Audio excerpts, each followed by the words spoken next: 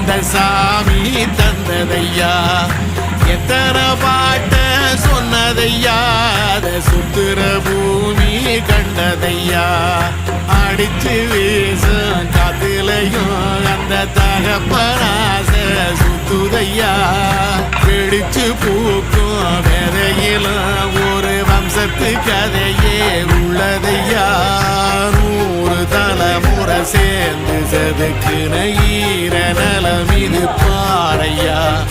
வாழும் வரையிலும் நீயும் விதைக்கிற கடமை இருக்கு கேளையா கோடி விளக்காயேந்தி கிடந்த